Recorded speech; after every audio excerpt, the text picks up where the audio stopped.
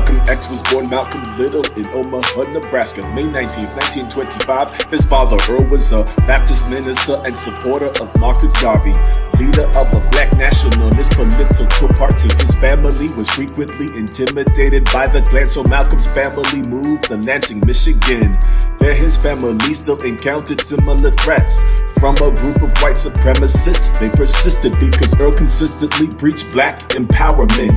In 29, Malcolm's home burned down. They were not having it. Again, tragedy struck 2 years later. His father found dead. Malcolm suspected the supremacist in town. His body left on trolley tracks to make it look like an accident. But by Malcolm, this suspicion was never proven.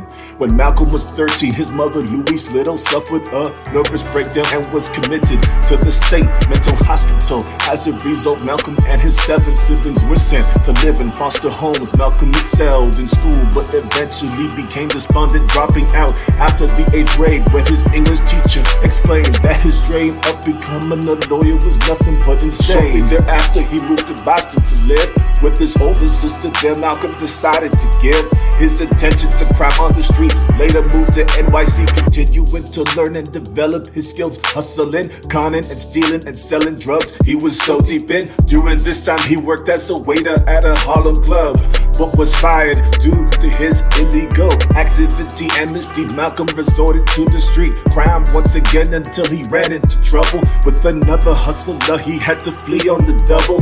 In 46, Malcolm was arrested and sentenced to 10 years in the penitentiary for burglary. While in prison, Malcolm began to re-educate himself, introduced to the Nation of Islam by his brother through a letter, then by inmates. Malcolm later converted to Islam. Malcolm also stopped using his last name Little and adopted the symbol X to signify that his surname Little was inherited from a slave master. Malcolm was paroled from prison in 52. Instead of returning to crime, he committed to his new religion. In 58, wedded Betty Shabazz, a Muslim nurse, and together the couple had 6 daughters. Over the next several years, Mr. X submitted to the teachings of Elijah Muhammad, who was the head of the Nation of Islam.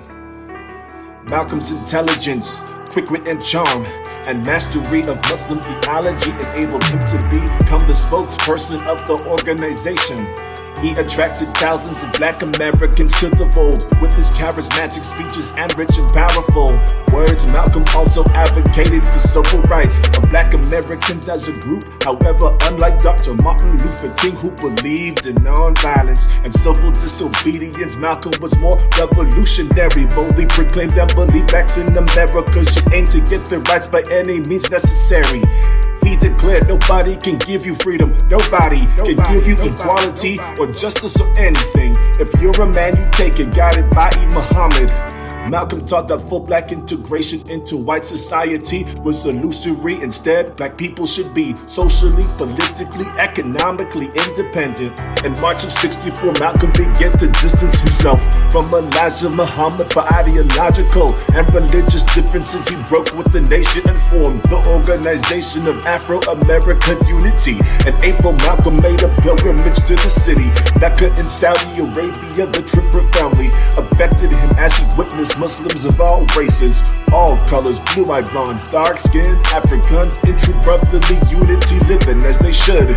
During his journey, he adopted a ceremonial Muslim title. After the trip, his perspective started to shift. His rhetoric regarding race relations and civil rights became less radical and more inclusive. He realized racism simply isn't synonymous with being white, but instead is the result of a behavior and a mindset of some white men in America and the institutions they created. Malcolm was targeted for assassination because some men feared that rapidly his sphere of influence was increasing. Organizations like the CIA wanted to prevent the rise of a leader who would be able to unify the black nationalist movement.